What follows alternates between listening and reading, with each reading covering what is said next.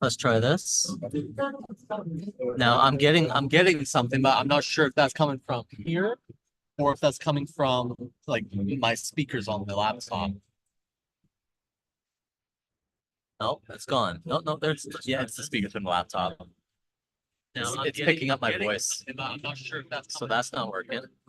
Or if that's coming from Oh, I hear something now. yeah, you probably hear me talk.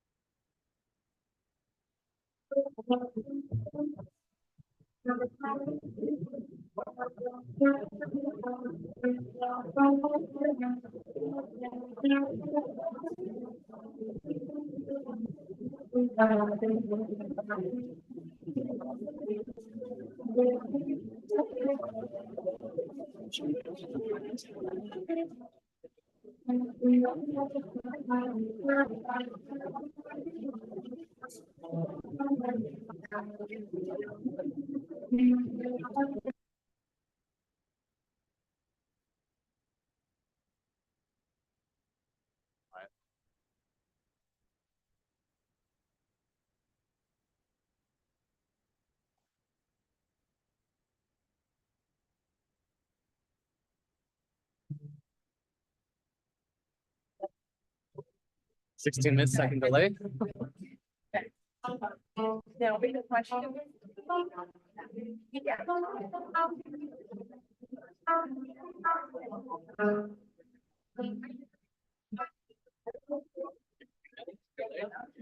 Getting the audio. That sounded good. Sorry? We're now on this. Yeah. Okay, I heard you say 16-second delay. Yeah. What delay? There's a 60-second Oh, delay. 16. Okay, yeah. 60 seconds, yeah. So this is using Oh, I'm sending signals. Is that cable possibly there? like I feel like I think I was getting something, but it's really fine. It's like, I've turned the levels up a lot, yeah. but you may have been picking him up through the microphones. Not directly from his guitar. I'll put his guitar directly on Like, him. what was really needed, like we need to do it. Like, we need to tell the guy, sorry, can you just take 5 minutes? Like, we can't leave the break and then get someone talking to the mic. Well, that'd be a good idea. Yeah.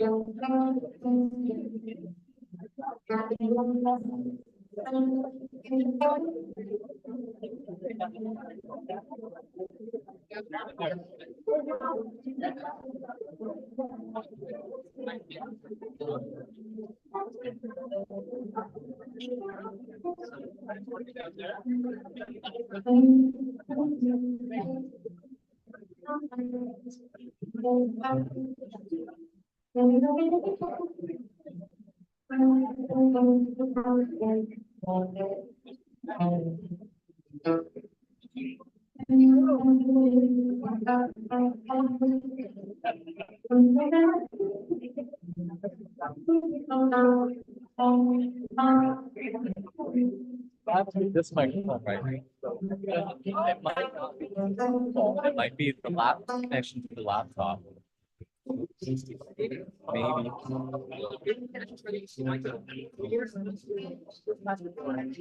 Patrick Lord.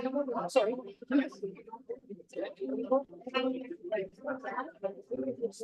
Yeah. Might not be the phone.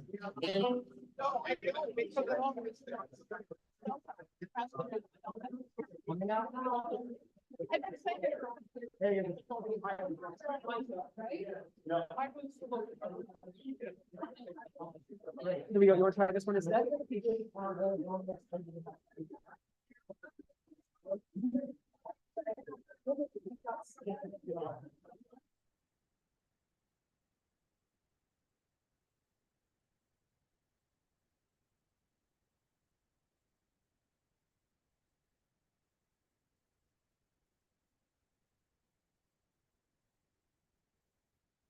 Fine for the visuals. And sound is what it presents sound as well. It was coming through on your laptop. Okay. Hello, testing, testing.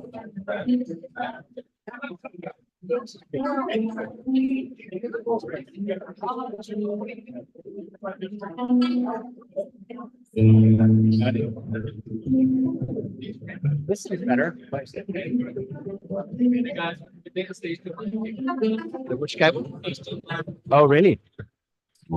Yes. Oh, the original cable?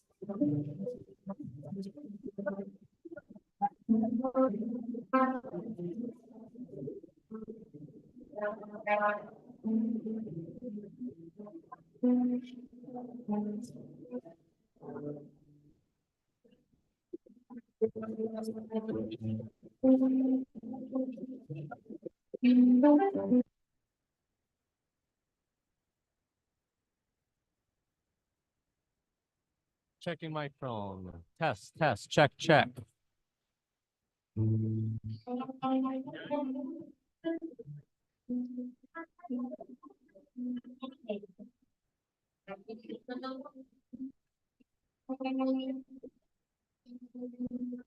Get here.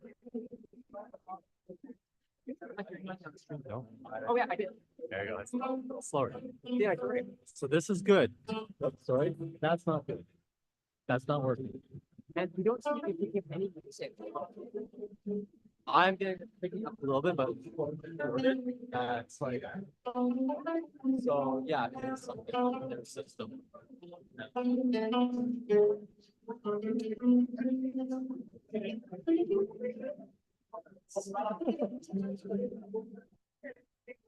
Otherwise,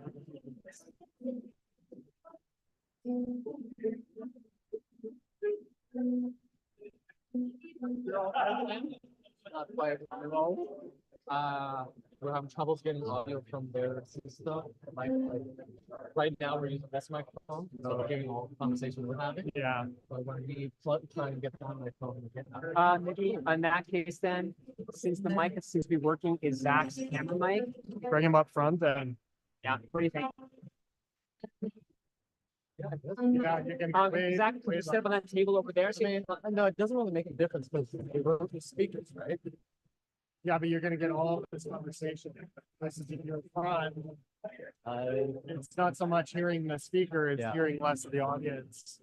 you think it would be a problem with that? Good to see you. Good to see you.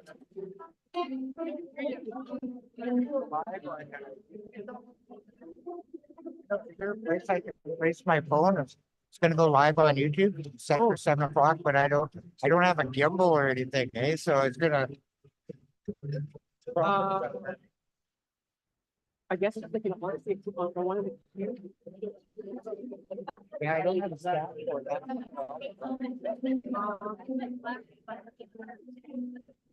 Well, I guess what you can do is you can stand. Yeah, I know. Okay, so how come the client's getting audio and you're not getting audio? Yeah, because we're connecting with Zoom. It's fine. We're going from Zoom and we're going from Zoom to YouTube. So we're going from Zoom. Excuse me. Mine's going from.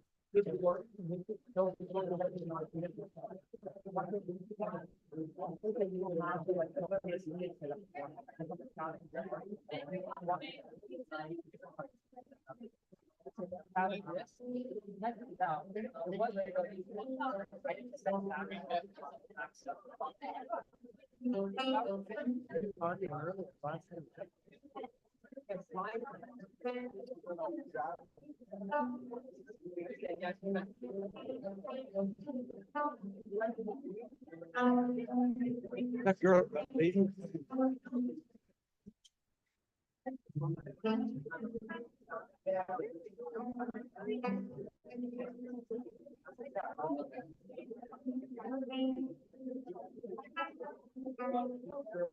Counselor Armstrong, this is great. I don't know where we're seating her.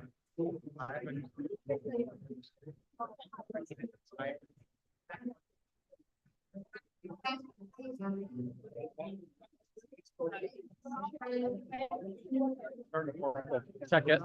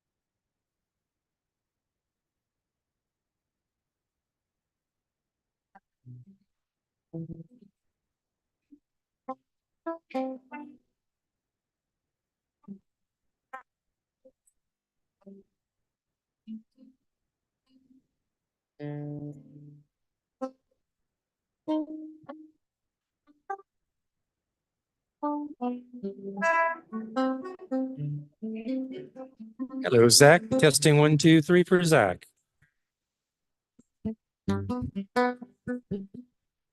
Keep on going. Okay. Folks, we're just having some difficulty with the audio visual, so if you bear with us, we're going to be starting in just a couple of minutes. Yay, success. I get the thumbs up.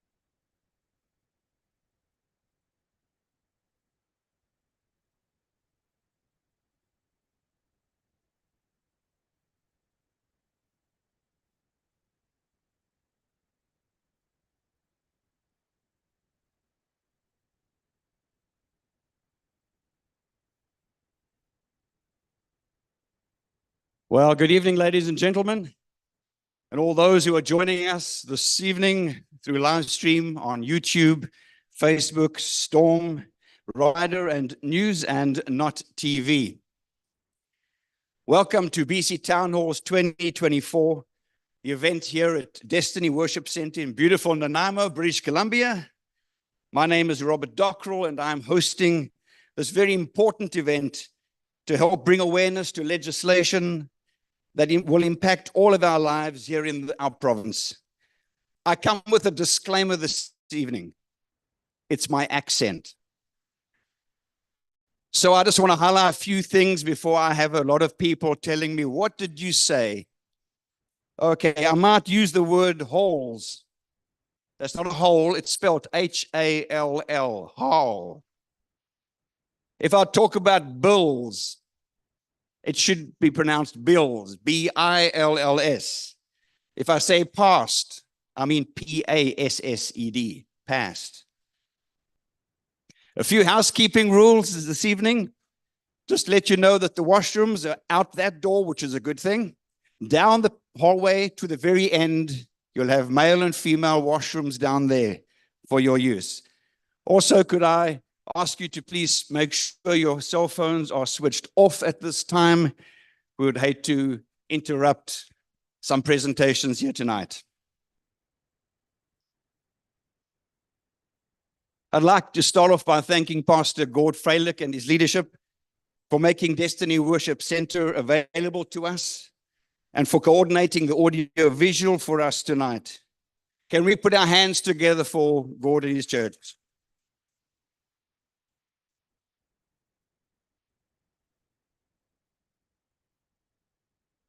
And as we continue this evening, I'd ask you all to stand.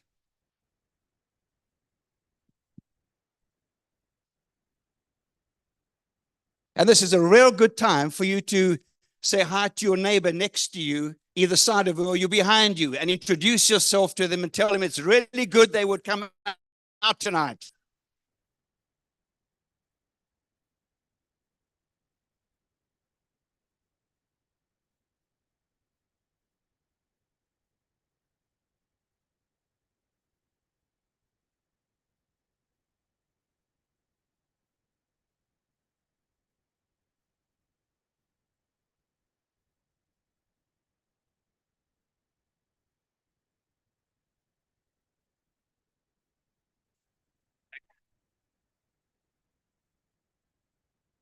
You may be seated. Thank you.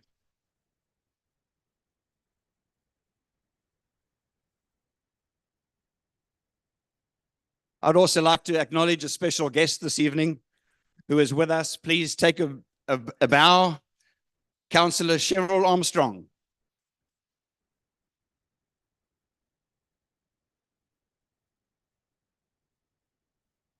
We are honored to have Lynn Ross and Paul Jordan, the founders of BC Town Hall's 2024, with us tonight. Paul and Lynn brought the Town Hall initiative to British Columbia for the purpose of bringing citizens together to be informed about the bills being passed by our provincial government without our knowledge or consent. Please stand up and take a bow, Lynn and Paul.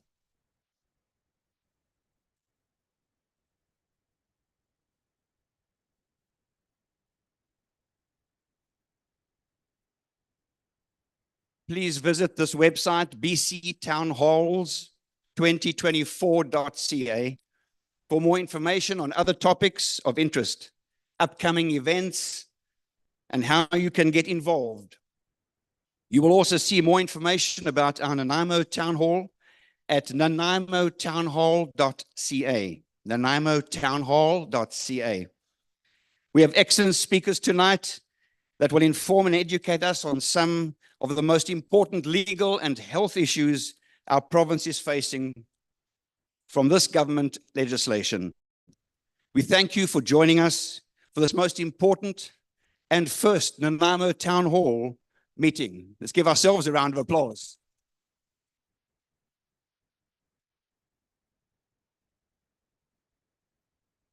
There will be a question and answer time following the speeches and video presentations, where you are invited to submit written questions on relevant topics to the speakers.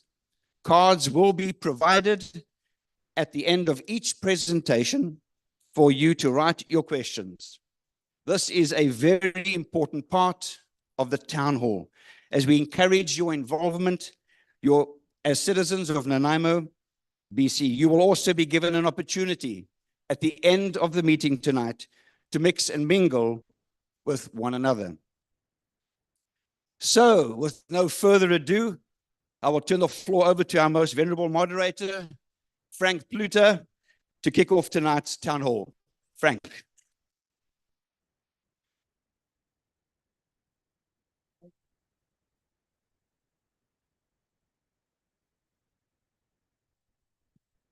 Great to see everybody out here tonight, and I want to thank you and congratulate you on making it out here. I realize the Canucks are playing tonight, and we hope to post the play-by-play right here on the screen as a score. But after some people threatened to leave, we decided not to do that. Is that okay? Okay. No score. Hasn't 0-0. That's right. My name is Frank Pluta. I've been in Nanaimo for many years, at least the last 20, but off and on before that. And I've watched Nanaimo grow significantly over that time. And more recently, seen how it's struggled with the many issues that are going on. Some come from a higher place, such as federal, provincial, but it doesn't stop us working locally here to fight that. Let me ask you, is there anyone here that's had trouble getting a doctor or proper medical services? Okay, that's like 3/4 of the people. That's great. Not so great. Sarcasm. And is anyone worried that if the government declared an emergency, they could actually seize your house and your property? Anybody worried about that? And some don't even care. Okay, that's good. But when they come knocking on your door, that's when everything changes. Well, folks, you're in the right place. And before the night is over, we want you to learn new information and actually ask questions. That's what this is about tonight. It's a town hall, the old-fashioned style. To give perspective and gratitude for all of you who came out tonight, I want to share something back from the 40s, when the world was in turbulence amidst a world war, a chaotic time, not too dissimilar from the past few years that we've gone through. It's from a war correspondent that was married to, of all people, Ernest Hemingway for a few years. Her name is Martha Gellhorn. Once married to Ernest Hemingway, Martha Ellis Gellhorn was an American novelist, travel writer, and daring journalist who is considered one of the great war correspondents of the 20th century. Gellhorn reported on virtually every major world conflict that took place during her 60-year career. Now you're saying, what he's talking about? Here's what she said, and this is really important, and this goes to all of you here. People often say with pride, I'm not interested in politics. They may as well say, I'm not interested in my standard of living, my health, my job, my rights, my freedoms, my future, or any future. If we mean to keep any control over our worlds and our lives, we must be interested in politics. And I know that kind of rubs people the wrong way, but that's where we are today. As these bills are coming out, being passed left, right, and center, without the acquiescence or without the approval of the public, they're just happening. So thank you for being here and wanting to hear more. So we're here as an extension of a group of residents that felt the need to inform the public of what is going on right in front of us, what our government is doing, shaping, forming, forcing, creating, jeopardizing, inflicting, and I can go on. It's surrounding us in so many ways. We get a bit of angst going on inside of us, that anxiety that you sometimes go, oh shit, where are we? What's going on? Tonight, we're honored to have some exceptional speakers who will speak to us. We will address these points and more. They'll address specific bills like 21, 31, 36. Sorry, wrong game. They're bills that most people haven't even heard of and have no idea what the impact is, but it impacts all of us. You'll hear about that in detail from our guest speakers.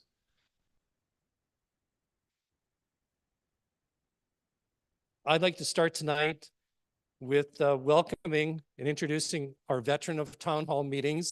I think I've seen on every single one. We're so honored to have Dr. Stephen Malthouse, who is a BC physician.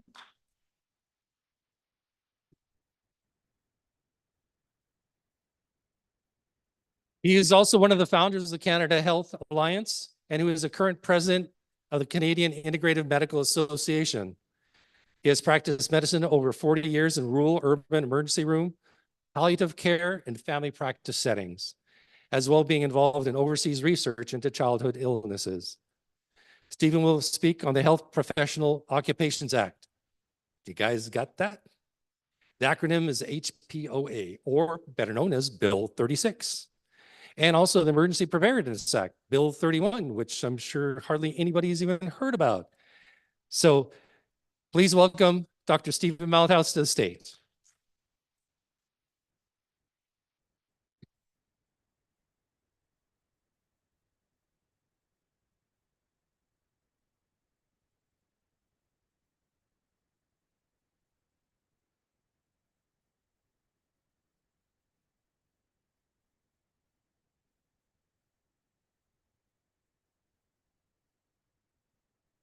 So there are a lot of bills here and they all go by numbers. So I don't know if you can keep this straight enough. You almost have to be a mathematician in British Columbia to see and keep track of all these bills as they go past you, because there've been so many that have been passed in the last little while. In November, they passed Bill 31, which I'm going to speak about, which is to do with emergencies. But they also, in that same month, they passed Bill 44, 46, and 47, which are to do with building high rises next to bus stops and building a sixplex just down the street from you without you having any control of that. In other words, the province taking away a lot of the municipality's ability to control how things are developed in your neighborhood and the infrastructures that are required to go with that.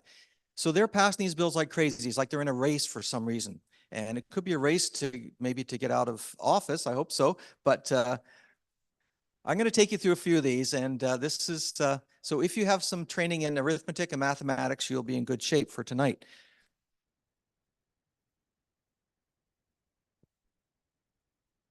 Let's see. Oh, here we go. I think, hang on. All right. Well, I'm talking about Bill 36, or the Health Professions and Occupations Act, HPOA. Now, what this is about, well, many of you already know that there's more than 1 million people in British Columbia who cannot find themselves a family doctor. And you can see that there's all sorts of things happening here. We've had closures of hospitals and wards have closed. People have had to go down south to get cancer care because we don't have adequate facilities or staffing that's required to man those facilities. And so we're actually in pretty dire straits here. But you know, our politicians think we're doing just fine. At least the ones that are in office do. But those of us that are in healthcare, we know that this is a disaster, that they are actually, I don't know if we can say they, but the system is being destroyed. And I think our government is definitely contributing to it through bills such as this Bill 36. 60% of British Columbians don't feel that they can find a family doctor when they need one. And the thought is, even this is from the Times columnist down in Victoria. So you can see even in mainstream media, they're recognizing that we have this problem. This is not just alternative media anymore. This is coming out in the everyday press that the general public is reading. So Bill 36, the Health Professions and Occupations Act. Now, this bill was passed in November 2022. All right, so it's been there for a while. It is an act, so it's not a bill anymore, but it will not be actually brought into I would say enacted until probably June next month, because there are so many sort of undefined clauses in this that they have to fill them in before they can actually enact it. For example, what is misinformation? Nobody seems to know what that is. And certainly the College of Physicians and Surgeons hasn't got an idea.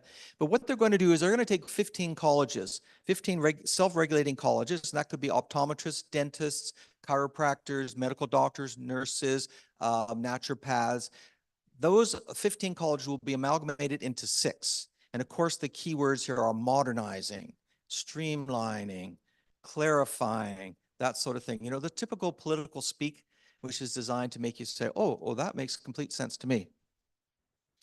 Now, the advisory boards, I'll talk a little bit from the doctor's perspective, because we have an advisory board of which 50% are elected by other physicians, you know, depending on their district.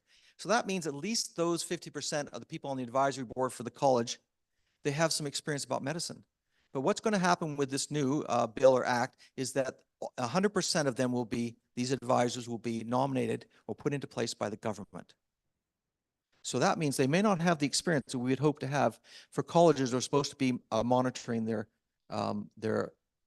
register doctors, nurses, etc. So all BC practitioners will now have to follow health guidelines presented by the government. In other words, if I want to do something different for you because you're an individual, I won't be able to do that without being fined or potentially imprisoned. And I'll show you that in a minute. But what it means is that there will be no further individualizing of healthcare. It'll be very much restricted. Now, when we say there may not be, it means it's possible we could have things as usual. But this act gives the government powers to change things. And that, I think, is where the danger lies. They have the power to do it, but will they do it? We don't know yet, because we haven't got any examples of how they're going to wield this. I mentioned before terms such as false and misleading. We don't know what those mean, but those will be defined later behind closed doors by the government. And you may have heard in the last 4 years, I think I'm one of the guilty ones of presenting misleading information to the public, but now potentially we can be jailed. And this is what the cost would be. If I was an incorporated doctor, and most of the doctors in British Columbia are incorporated, they have companies, corporations, they could be fined up to $500,000 and put into prison for 2 years for presenting misleading information. So that means all you will get will be the guidelines. Whatever the guidelines are for you, for your condition, your diagnosis, that's what will be applied. You won't get anything which will be tailored to the patient sitting in front of the doctor. They can seize your records under this act. And in fact, what they can do is they can come to the doctor's office and put a lock on the door. And they can do that just from having an anonymous complaint. So if I was standing in the hallway and I wasn't wearing a mask, somebody could complain, or the relative of someone could complain. And then they could come and lock the door of my office and stop me from practicing while they're investigating. And I would never know who it was that made the complaint. Of course, the Minister of Health, Adrian Dix, he says this is not true, but then in the same sentence, he went on to define who could take your charts. And they could be spread to anybody who the government felt was essential in deciding whether it was necessary or not, and how they were going to punish the person who contravened the law. As I mentioned before, an anonymous complaint will be enough to close a doctor's office. And here's a big one. Anybody that refuses, now I'm just not talking about doctors, I'm talking about all healthcare practitioners, your naturopath, your chiropractor, and all others that are in these 15 colleges. If they actually refuse, they could lose their license. So this would mean that you might have to take a mandated vaccine or other type of therapy or pill or drug if the government thought that that was necessary to keep your patients safe. And we know how that's gone in the last 4 years. Now, this is another one which kind of reaches outside of Canada. And there have been some lawyers who have said that they don't think this act was written in our country, certainly not in our province. That means there's some external influences which are starting to have an agenda which they're reaching into our province to make us follow it. And this is an example of this. The Cabinet and the Minister of Health can adopt as law in BC any regulations, codes, standards, or rules enacted in force jurisdictions or international bodies. So that means it could be some kind of a rule that's down in the United States or is in Europe and Switzerland, who knows? It could be the WHO. And without any oversight, our government could adopt that and enforce it. There's a good example. And we all know the WHO, the pandemic treaty is coming up soon, and the international health regulations amendments are coming up soon. This is very important as how they're going to try to reach in and control our healthcare. And we've already seen some evidence of potentially foreign meddling with affairs in our politics. So what does the HPO really mean? It means the government can now fully control all your healthcare providers, what they can say to you and how they can treat you. It means your private health records can be seized by the government at any time. The government can adopt foreign rules and regulations without oversight. The HPOA, the Health Professions and Occupations Act, will affect your family's access to doctors, nurses, chiropractors, naturopaths, dentists, optometrists, physiotherapists, and many more healthcare practitioners. And hospital departments will continue to close and treatments will be delayed. So this is maybe what you feel like now, that you either have got a, you feel like screaming, or you've got a terrible migraine just from hearing this, but that's nothing. We've got some more laws that they've passed even more recently. That was passed in November 2022. This is the ones that are coming up were passed in 2023. And people didn't even see them as they went past the legislature. They passed new legislation aimed at foreign and mitigating emergencies. Now, does anybody here like roller coasters? No, I don't either. Oh, there's somebody, some brave soul. They're too terrifying. I don't like to go to amusement parks. I think I go on the ones like, we went on one with my wife called the parachute. It just goes around. It's very gentle, and we were screaming, get us out of here, get us out of here. It was late at night. They thought, oh, we'll give these guys an extra long ride. We get terrified pretty easily. But this roller coaster, these are the people, they're upside down in this roller coaster. But, roller coasters are a lot like politics these days. So this is kind of what it's like before the last election, right? Really enthusiastic. Look at this, wonderful. And this is what it's like after the last election, kind of where we are now. Although I think maybe we're getting to this point where this is kind of awaiting the next election, where there's a profound sense of illness, nausea, and I don't know if I can bear another one. Whoa, whoa, wow, that went pretty fast. Did you catch that? Well, that's how fast that bill was brought in. But I think if we go back, maybe we can get some help with that. I don't know what I can do from here. I can try, perhaps. Let's see. This is kind of, you can see if I was taller, if I was as tall as Frank, I'd be in perfect position to do this, right? Okay, let's just see if we can get down. Whoa, it's going to have to go fast here. So this is like a review for you.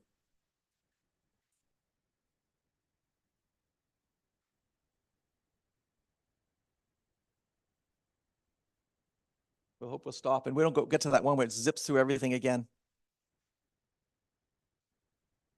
You want me to stop at that one? If you didn't have a migraine before, now you probably got a migraine.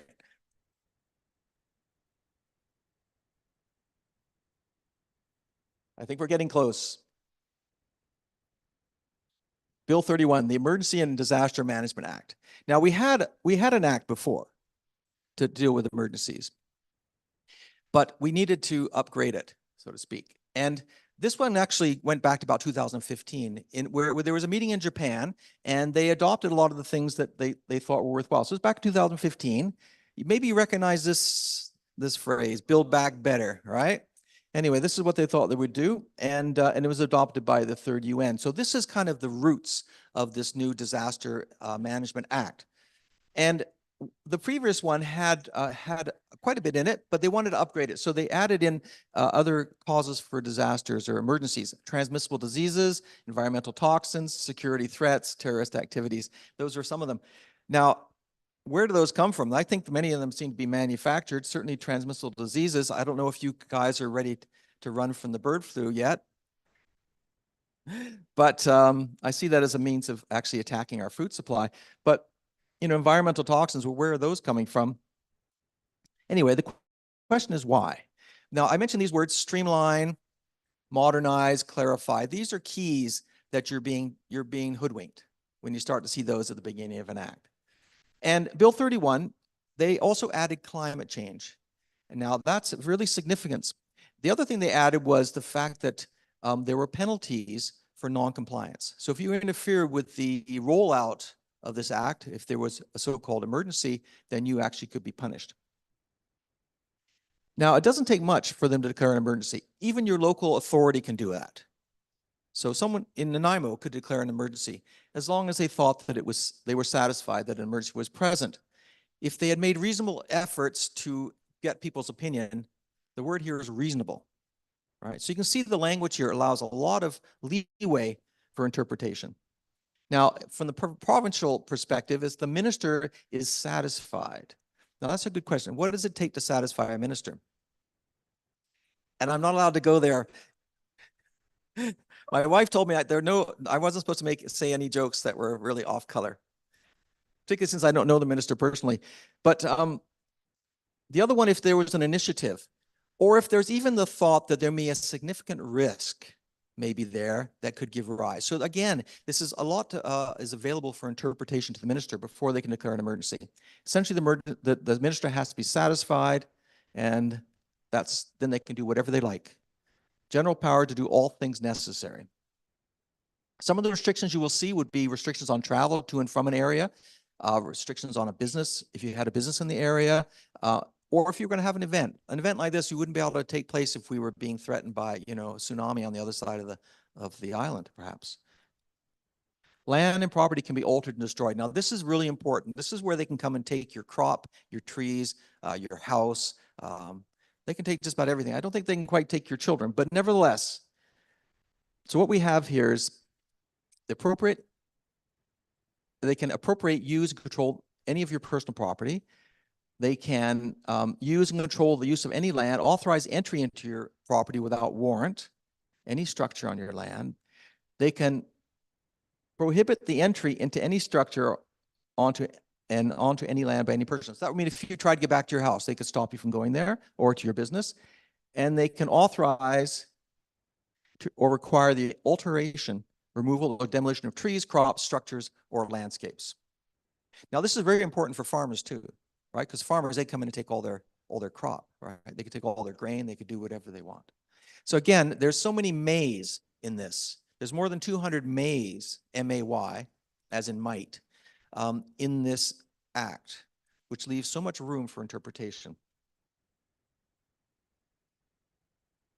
Now, what happens if you don't obey? If you don't obey, then this is something new, then there can be huge penalties. If you're an individual who commits an offense, then you can be imprisoned up to 1 year, which would mean you interfere with the carrying out of this act. So if they send someone to your property and you interfere with them in some way, you don't let them on, whatever, you can actually be fined up to $100,000 and spend 1 year in prison. Now, if you're a corporation, a company, you could be liable for a fine of up to $1 million. And if you were an officer, director, employee, or agent of the corporation who directed, authorized, permitted, participated in, or even acquiesced in an offense, you could actually be in prison for a year and fined up to $300,000. These are very heavy fines, right? And you may know in the case of what's happened with forest fires in the last year, some people actually saved their property. They were told not to go in there, and the fire department was not going to do anything. They were just standing back, the firefighters, and the people went in and actually saved their land and property. Okay, thank you. But what Bill 31 could really mean? An arbitrary decision by a politician in the form of declaring an emergency will allow the government to take what it wants from you and your family. And if you resist in any way, you will be punished. Essentially, that's it. So it could mean something like this, that you don't have a home and you are alone. But this is what's going to save us. Act. Action changes things. And that's why we're here today. I think is to learn how we've got to learn the problems first, and then we have to have some solutions. So we're going to hopefully talk about different things we can do to get rid of these. I think one of the most important things is you're going to have to look among your candidates in your riding and choose the best one and vote for that person and get people to get out and vote. And you're going to have to put the feet of the candidate to the fire, right? And ask them, where do they stand on these different issues that are so important to your community? And that's what we have to do. So I think what we heard earlier about a quote that, you cannot ignore politics. Not anymore. Not anymore. I don't think our province would survive another 4 years with the current government. We need to change it. And we need to get real champions in there.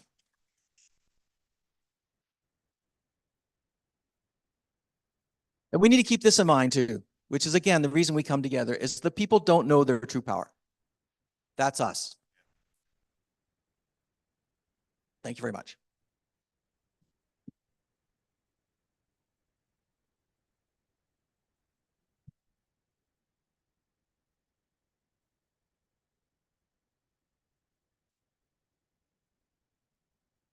Thank you so much, Dr. Malthouse. Wasn't that incredible? All the stuff we don't know. And my God, look at those penalties. That's against you and I and all of us here. We're all exposed to that possible persecution by our government. What's happening here? You've got to ask that question. Well, when talking about action, Dr. Malthouse took it upon himself to design and put together these wonderful cards to start fighting back. They're simple cards, which are basically saying, we don't agree with what's going on with the health system. We need change happening. They'll be passed around to you over the next minute or so. If you can fill these out, takes very little. This is how many we have right now to turn in. That's just from a couple of doctor offices. Pretty amazing, isn't it? Let's do better. Let's fill these in today. We can't afford any longer. We have to have them back tonight. So don't take them home. Fill them out tonight. Turn them back in. I'm sorry?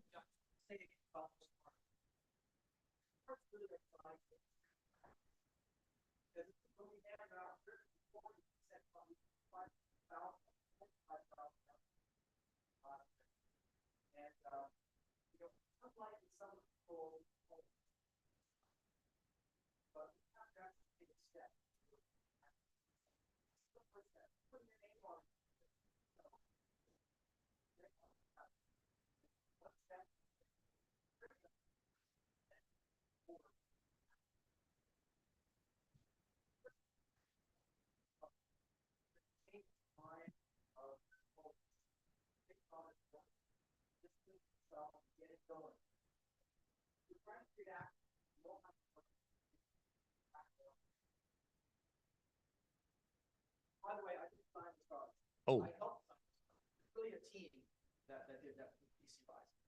That's awesome. So raise your hand if you like one of these cards, if you don't have one already. Yep. Okay. The next thing is we're going to pass around some 3x5 cards. Raise your hands to put questions on there that you want to have for our speakers. And we'll be collecting those in just another minute or two as well. This way we'll have the questions on cards. It's nice and clear, and we will utilize those when we're done with all the presenters tonight.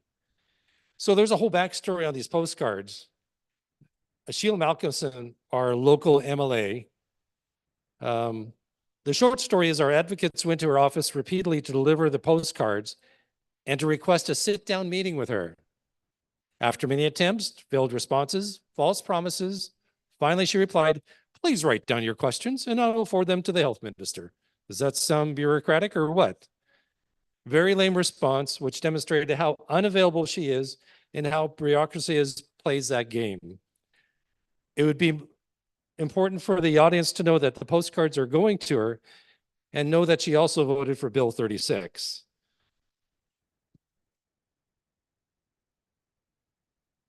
I also want everyone to know that our group leader from our small group that organized this town hall meeting, Shirley, spent a lot of time crafting out invites to all our local MLAs, local municipal officials, and key provincial ministers. While we had a few regrets, we have had very few join us tonight. So those who have shown up tonight, thank you so much. We respect you. We respect your openness to hearing what the public wants to hear. So, are you folks ready for more? A couple of you, maybe a few more? All right, well, hold on to your hats. We're ready for quite a presenter now. Our second speaker is Alana Lekopoi. Alana is a registered nurse who went into nursing in 1985. So she's well qualified to speak from her position. She specialized in labor and delivery, and on the side worked 17 reserves in Northern Canada. Do you think that takes guts? She also has lived and worked in Florida, Hawaii, and Texas. I think she was chasing sunshine before returning to Canada 8 days prior to COVID. She is a certified nurse paralegal, legal nurse consultant. Now, if you can say that real quick, she is the only one in Canada with that title and has a specialty of standards of care and policies and protocols. Her last job was in an open heart operating room where she also did heart transplants. However, it is here on Vancouver Island that she says she has never witnessed such substandard care in her nearly 40 years. And some of you may already know that. She is presently on leave from work due to an assault, which is a daily occurrence for nurses at her workplace. Tonight, Lana will be sharing her experience with the situations going on in the hospital and facilities where she works, and the effect of Bill 36 on healthcare. Ladies and gentlemen, let's welcome Lana to the stage.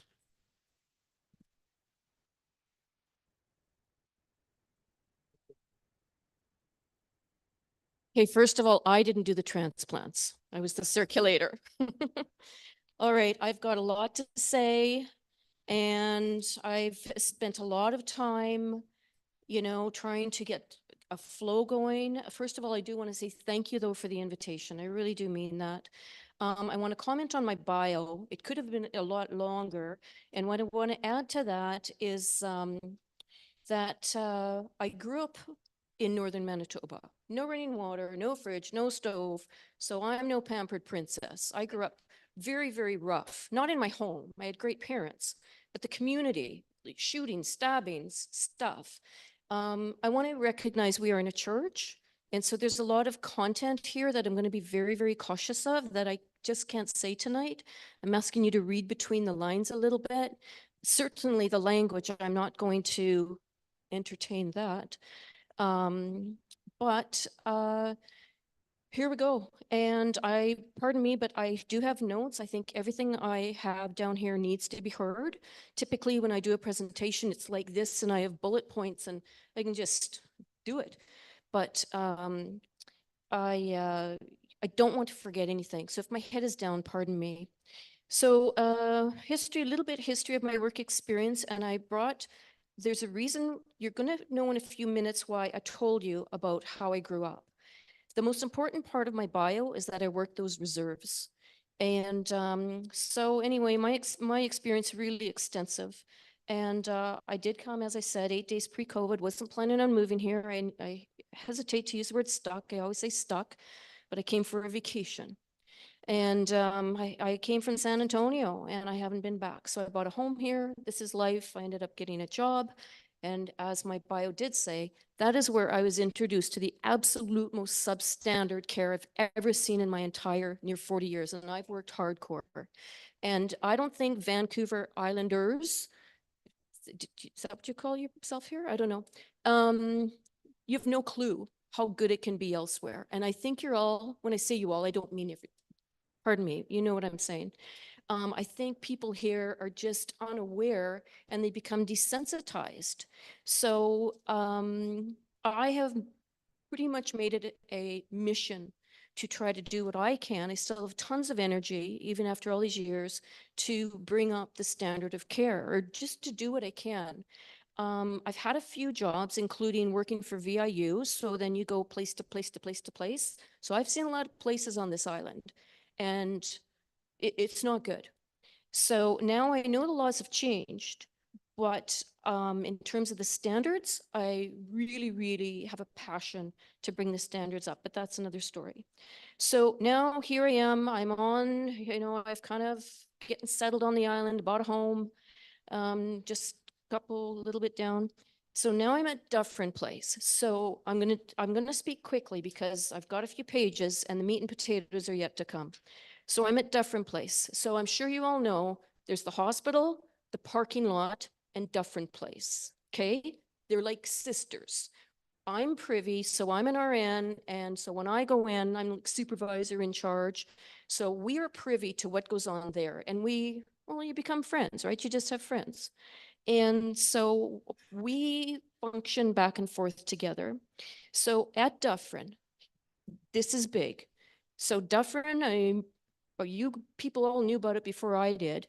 So picture this, 3 units, 1, 2, 3, like spokes of a bike. Within each unit, there's 2 wings, 2 wings, 2 wings, 2 wings. The wing facing the hospital, the parking lot, last year in August, they, pardon me, but people die or, you know, they transferred out. They emptied out that wing, which should be housing, I can never remember, 24 or 25 people that should be in there. And they strategically made it, they brought in addicts and you had to be mental health and or have addictions. Basically, they were the worst of the worst population, that nobody could handle them. And they didn't know what to do with them. They couldn't handle them. 3 of them were in Dufferin already. And we'll talk about that later because I will talk about some of them. But, they emptied a unit. And so now there are 7 people and they have they're all private rooms now. So a quad room that should have 4 people now is 1 person. So this is going to be important when you hear me speak. So we have what are, as they say, the worst of the worst. I will get into this, why I am scared to go to work. I've never in my life been scared to work. And we're going to talk about that a little bit later. What I want you all to do as I get into all of my topics, and I'm going to start rolling quickly, but I want you to picture you, your mom, your dad, your daughter having a baby, your husband is sick, all of it. Your 14-year-old needs an appendectomy. You picture anybody, you picture your life, and you picture, what I would really like you to do, if you can, is picture, it's not just me. I represent everyone that walks into the building. This is, and I don't want to cry, but I know I will. This is what we do every day. I'm sorry, because I'll probably cry again. Anyway, the topics I'm going to cover are drugs, violence, sexual and physical assault, drinking in their rooms. Isn't that cool? The empty beds, you're going to be beyond, this is probably going to upset you more than anything. The government checks that they all get and the weapons. I think the weapons are going to come before the government checks. I think that shouldn't have been in that order. In any event, here we go. The drugs, the drugs, the drugs. Every day, we are exposed to them, smoking. So I've learned a lot about drugs. I've never smoked a cigarette in my life, but boy, do I know things now. And so when it's not lit, you don't smell it. And they kept those drugs in our office when I started there, and we eat on the fly, you know? And so there are 2 of us working, sometimes just one of us. And their drugs, their butane, their lighters, you know, all their stuff, whatever that is, was kept in that office. And I had a coronary and got that stopped. So that's good. So now it's kept in their rooms. Doesn't mean we don't have problems. And pardon me, I do have to reference my notes here a little bit here. So keep in mind, it's odorless when it's not lit, but it's been in our office. We've had baggies full of meth and pot. They have crack. Now I know what all that looks like. We are instructed to give them anything they want because they come to the office and demand, well, the nurses, I won't do it, but the nurses prep their pipes. So as I'm sitting there, we have the shelves and it's all marked, and now I know how they snort cocaine and how they smoke crack, and they have bubble pipes for meth, and they have all they make nice little packages for their needles. They get their tourniquets. I mean, it's ridiculous. The drugs aren't in them, but the nurses prep the pipes. So the nurses, their supplies are all there, and then the nurses, I say, I don't do it. I refuse to do it, but they put it together and they put an extension tubing on because we wouldn't want them to burn their lips, right? And so they come and pardon?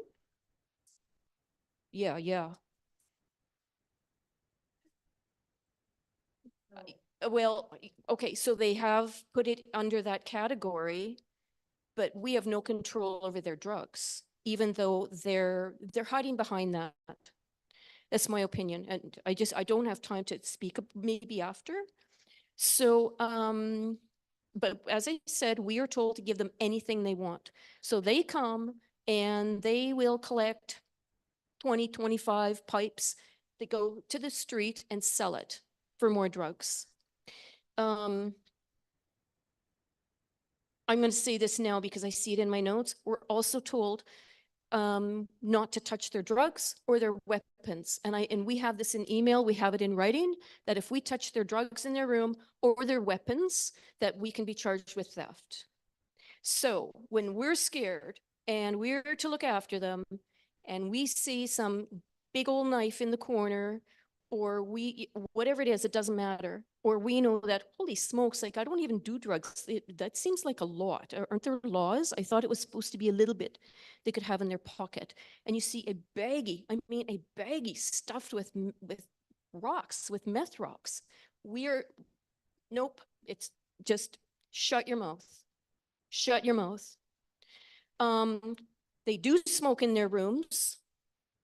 And a doctor told me often, I'm buddies with him, who works in both places. This is a true story. This is a true story. And this is what I really want people to know too, is that, for example, think of your parent or yourself, any of us, we go in for surgery. And right now, I'm privy to this, that about 90% of the people in regional are, I'm going to call them homies. Now, what is a homie to me? A homie is somebody who does drugs on the street and just behaves, has no responsibilities. I'm not going to get into it, but I call them homies. And I think you can kind of read between the lines. So this happens often, that there are 3 people smoking meth as I'm trying to recover from a hysterectomy. And I'll tell you, actually, this is not in my notes, but that doctor, they're all on O2, oxygen, because their SATs, or their saturation is down because they're smoking meth every day. And so he got mad and he said, like, furthermore, as a nurse, you're trained, you don't even put Vaseline on the lips at the risk of them, causing a spontaneous combustion. So he discontinued all their O2. Do you know he got reported to the board for that? He got reported to the board. So anyway, oh boy, they sell it right in the hallways. There are 3 drug dealers in the general right now. People come off, the homies come off the street, to the hospital, to buy drugs, even in front of the nursing station. And there's nothing that PSO, the nurses, it's just so exhausting. You can't keep up with it. They are so brazen.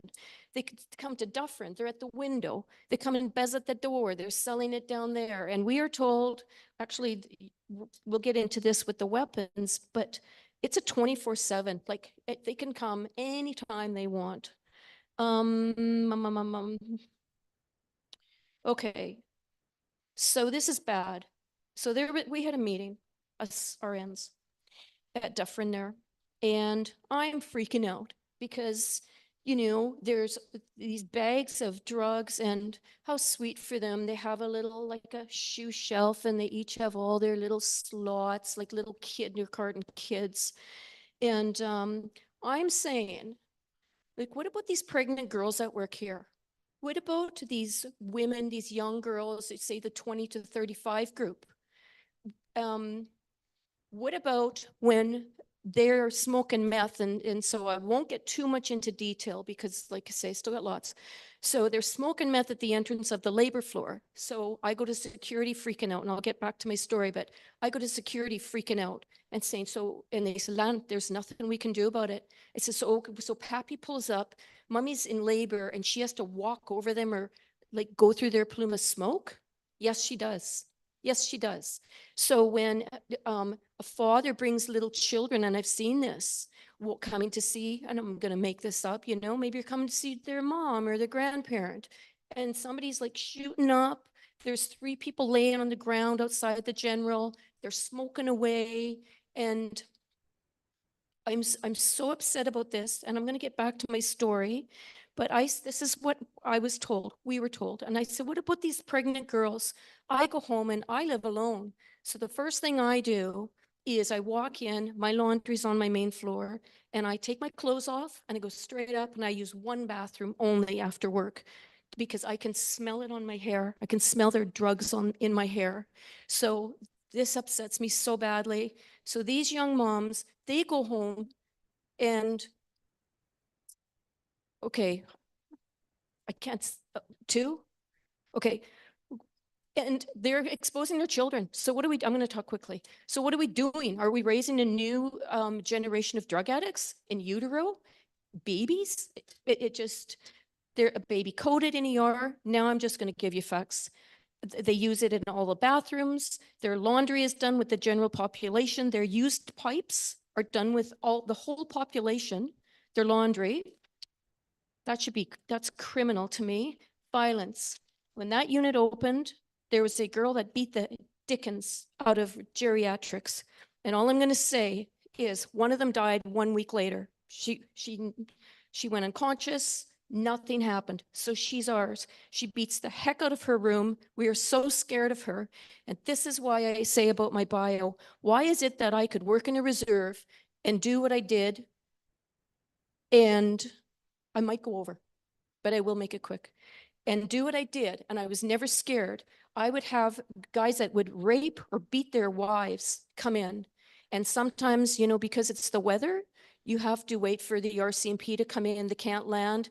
Do you know I was never scared? I was never scared, not once. And I couldn't go back to my suite because I had him. And you know, he would sit in that chair and call me nurse. I would go, you know, doze off as well. I was never scared. So how is it that I am scared to go to work now? That's why I brought my history into this. Something's wrong. And I'm going to tell you about the weapons. One shift, I was threatened for 5 hours off and on that one of them was going to kill me. Now the sexual and physical assaults were called filthy names. I can't even use like the first initial. Filthy names all the time. Our breasts between our legs were touched, were grabbed. They're drinking in their rooms now. The carriers are pouring them gin, if you can imagine. They're drunk and stoned. I got kicked in the head. That's when I went home and had an absolute mental breakdown. As a nurse, you're called to assess them because they've had a fall. Dude has had 5 falls. He's all over the map. So I have to go and, you know, do my nurse thing with him. And, you know, that's when he just like kicked me in the face. The following shift, 3 of my colleagues were assaulted. One has a dislocated shoulder and her bicep is ripped. The other was sexually assaulted in a way that I can't even say because we're in a church and I don't know any of you well enough to tell you. The third I can't remember.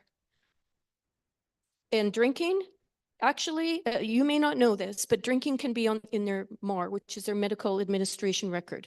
So same stuff. That it be, so they're getting, you know, ampicillin, they're getting, you know, some Dilaudid and a 50 ml of vodka. And we nurses are handing them vodka to take their pills with. And that's cool. Weapons. One morning, 7:15, I'm just getting settled. Some dude comes and he was visiting one of our twice a day meth guys. And he's got a hunting knife. Now, I know a lot about hunting, and that was one that you would skin a moose with, or an elk or a deer. Like it had, you know, those are sharp with that little bit of a tip. And of course, I'm scared. And I called administration, and they said, "Man, as long as he's polite and he's not smoking, he's not lighting up, he's got every right to be there." Another time, Mother's Day last year, some guy had an axe in the parking lot, like a 2-foot axe, and he's swinging it.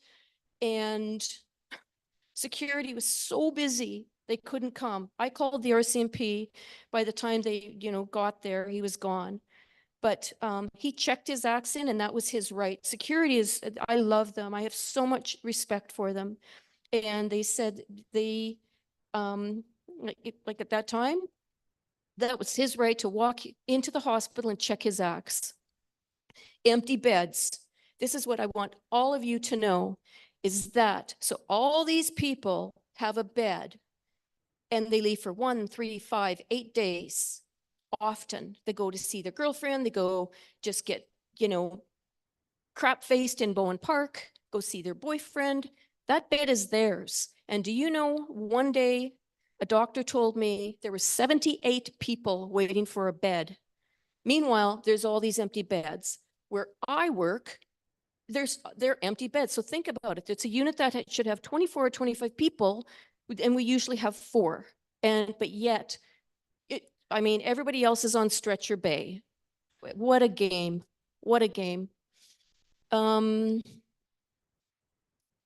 you okay? I'm going to try. Honestly, I really would like to finish. I'm almost done. The standard of care. So now they've turned the chapel into like a waiting area. The standard of care is that there needs to be an O2 oxygen and a suction per patient. I know that for a fact. And I highly doubt the chapel has suction and O2 for everybody. I've had patients transferred to me to the care home coming from the chapel. But yet there's all these empty beds for dudes and girls to just, it's theirs. It's assigned to them. And one day I was so mad and I called again, I called admin and I said, like, come on, this is unethical. Like, how can we do this in good conscience? Enough's enough. It isn't once or twice. It's all like since I've been here, you know, and I gave some numbers and she said, Lana, just let it go. Just keep your mouth shut. It's easier than what they have waiting for us to send over. It's just easier. I can't, like, I get that, but it's wrong. It's wrong. It's just wrong. They all get government checks because I see them. And it's so bad that they can even get that government check cashed at the hospital or the care home, and they get handed their cash. And they stiff us. They stiff, when I say us, they stiff, you know, the citizens for rent. They are in the $40,000 and $50,000 behind in rent. I know that for a fact. And yet they all get checks. And I don't get that. GST checks even. Like, how do you get it? I don't know anything about that. But they still get checks. The shacks. Adrian Dix is a liar. I don't like that word. That's not something I use in my vocabulary typically, but the shack thing going up, one is going up right now. They're cutting down the beautiful landscaping at Dufferin to put up a shack. So 1 month ago, he was on television preaching that they're not smoking in public places. They're not doing it in hospitals, not in playgrounds, not around children. That's not true. So it's a contradiction. So either he was lying then or he's lying now. So what's going to happen now is they're building allegedly, I've actually got the plans in my email. I wanted to bring them tonight, but I have so many emails behind, I just couldn't find it. But $1 million, and I believe that. Like a nice, sweet little heated shack. So they have sex on the street. We see them. They have sex on the street. They're doing their thing. What do we think is going to happen with this shack? Like, so he's making it easy for them. So the whole thing is insanity. Anyway, the shacks. I'm almost done, folks. I just want you to know, I'm probably 1 minute into it here. I did do an interview with the National Post. If you're interested, I believe his first name's Adam Vivo. Yeah, so, and it was about nurses, healthcare losing control. I am Lily in there. I just gave myself away. I don't care. So I'm Lily. So to reiterate, we're scared to death to go to work. And we've honestly gone mental. I'm not joking. There's so many of us off. I'm the strongest person I know. And, oh, you're sweet. Thank you. Oh, that's my friend Tamara. And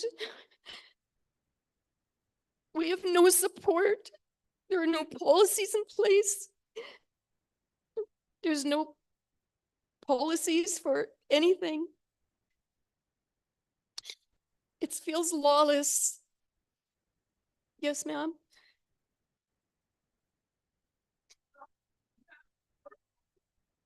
You know what? Someone just asked me that, honestly. I hesitate to criticize, but it's just always all talk. You know, it just, nothing, it's just everything goes in circles. Everything. And I'm going to end this with the lawlessness. The patients are now conditioning us. We are so afraid. I'm so afraid. I've opened that office door and I've had this coming at me. And like, I don't want a broken, fractured cheek. I don't want to be hit. I'm sorry for crying. So we succumb to their demands and we get no support, and it's due to fear and no support. So anyway, thank you. And I'm sorry I went over, but I really thought it was important that you all could hear some of this. It's important. Look.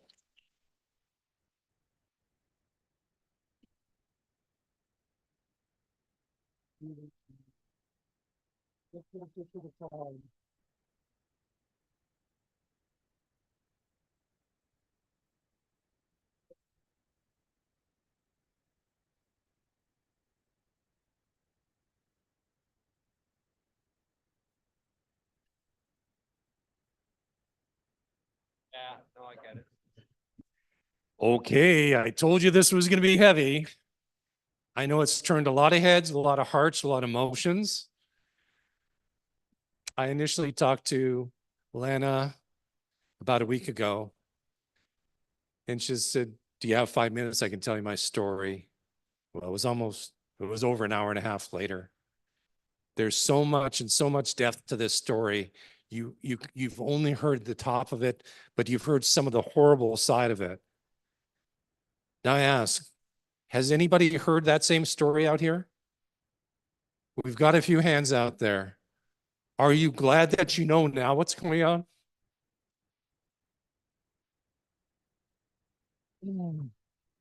Thank you to the two gentlemen who said, let her talk. Because I think that was so important not to rush her. My God, you've got such a big heart, such a strong soul to deal with all this, and then to step up and face this. You have no idea what you may be facing in the long run. I know that. But I think you've got a lot more people on your side now. What do you think?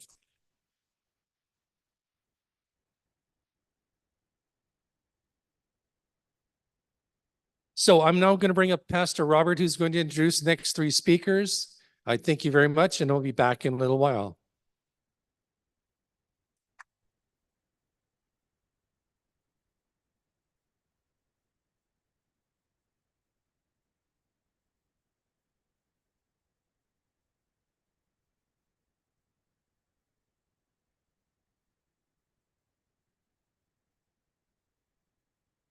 Our third speaker this evening is Michelle Smith. And Michelle, we want to thank you for making the trip up today from Victoria. A bit of Michelle's bio. Michelle is an advanced certified trauma and resilience practitioner. She has her master's in the field of complex trauma and 24 years experience with survivors of the traumatic death of a loved one. Tell me you haven't had your hands full in the last year or two. Yeah, I bet. She is in private practice and the founder and president of Aaron's Society, focusing on trauma. Michelle also informs schools, works with groups and children, and provides training for professionals. Tonight, Michelle will be sharing about the current mental health practices, parental alienation caused by government, safe supply drugs for minors, transgender ideology in schools, and the current prescribing of mental health drugs. Can we put our hands together and welcome Michelle to the platform?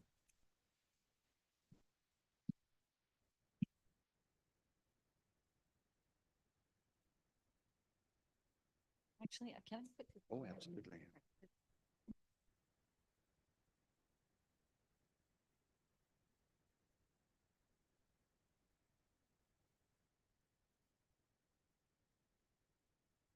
Well, thank you also very much for asking me. Is this? Okay, okay.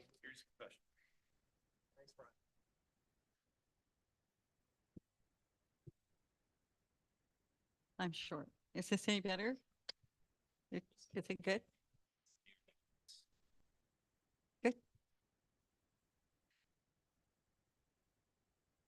Okay, everybody here? Awesome, awesome, good, thanks. Trauma, what an extensive subject.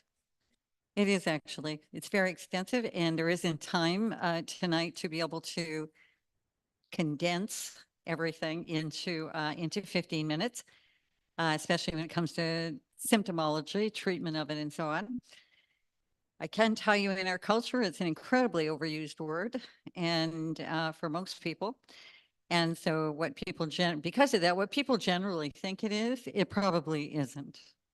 And, but it does have devastating and is having devastating effects on our society, our culture, and current bills, legislation, and ideologies are in direct conflict to healing our communities. This is a problem, a big problem. So it is necessary for a real quick breakdown or definition of trauma experience in order to set a basis for what I'll be speaking about. Trauma is an experience or life event that is a threat to one's own safety or the safety of a loved one. It can be a perceived threat. But it's one in which the victim can't run, they can't fight, and so it leaves the victim feeling helpless. When the event occurs, the cognitive thinking part of the brain goes offline and can't be accessed. So this isn't going through the thinking part of the brain, the rational part of the brain. It's stopping at the fear center, the midbrain. And it's igniting the nervous system in a fight or flight response. And if it can't go full cycle, that response is stuck there.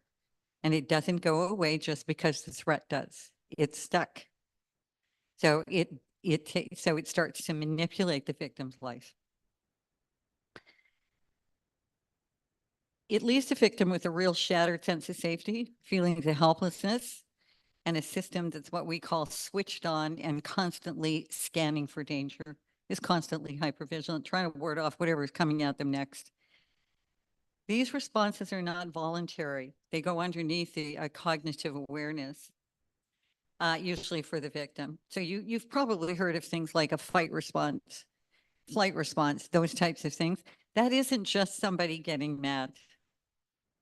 A fight response, for example, that can be extremely violent. And even if it is non-violent, it's going to be assaultive because that person is going to lose their cognitive ability to think. You are going to get a very nasty response if you trigger a fight response. So these responses are not usually thought out or cognitive. Symptoms, there's such a wide range of symptoms: depression, emotional dysregulation, extreme physical pain, often diagnosed as fibromyalgia, self-harm behaviors, inability to move forward, drug addiction. I'm going to repeat that. Drug addiction is a trauma symptom. Suicidal ideation, reenactment, dissociation, isolation, and a whole lot more. So one doesn't need to have all the symptoms to be suffering from trauma. They only need to have some. Everybody's different. Some people are very high functioning, but find themselves constantly appeasing others, particularly authority figures, or sidestepping or avoiding anything that may remind them of the trauma, so it can manipulate even those that are high functioning. In children, it is the most missed and misdiagnosed issue there is.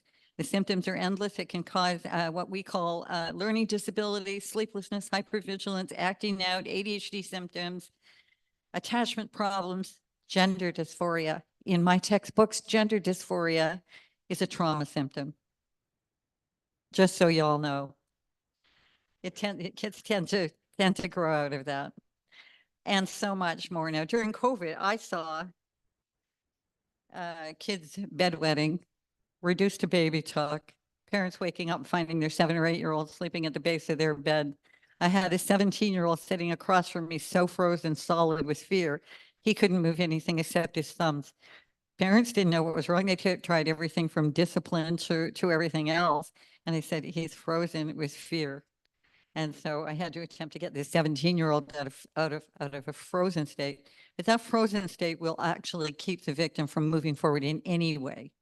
I can't get my schoolwork done. I can't have a shower. I can't move forward. My goals are destroyed. On and on we go. So it's not just the physical so I saw a lot and it didn't stop. We're still seeing it because the trauma didn't stop there. So these are still things that we're we're dealing with with kids and in particular hypervigilance. Now, trauma's only been in the foreground of study for roughly about 20 years, right? So you're not seeing a lot of people who specialize in it. And you can't just take a course in it, you know, and believe you're good to go. I mean, trauma, I think the only full degree course is about 4 years long, and it's on campus. That's how extensive it is. So you're not, you know, it's a very extensive subject matter.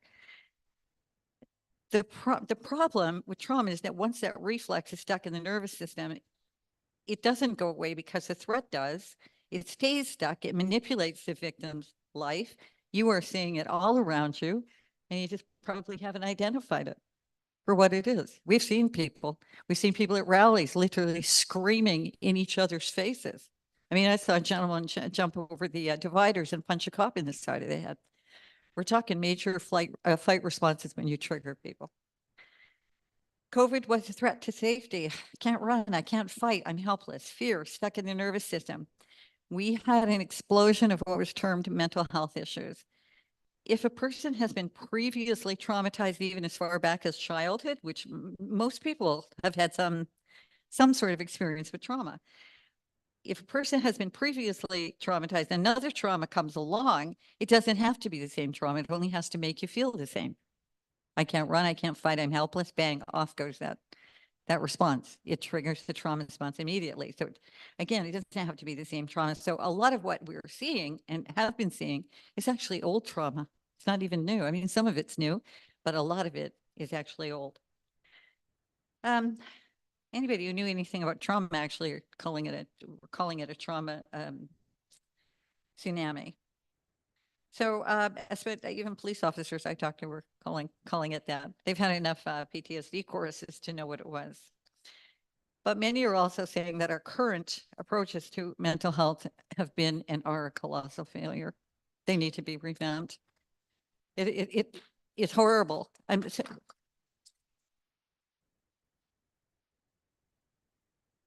You cannot chemicalize or medicate a trauma response that's stuck in the nervous system.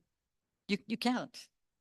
You may be able to treat some of the symptoms, maybe, but that trauma is still there. You're not going to take it away with a pill. So we are not hitting any part of this with a chemical approach to treating trauma. Now, that doesn't mean if anybody's on meds, you should come off it. That's dangerous.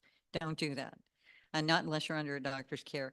But I'm telling you, if it's trauma, which it's a lot of the basis of what we're seeing, it's not going to be medicalized away in that way.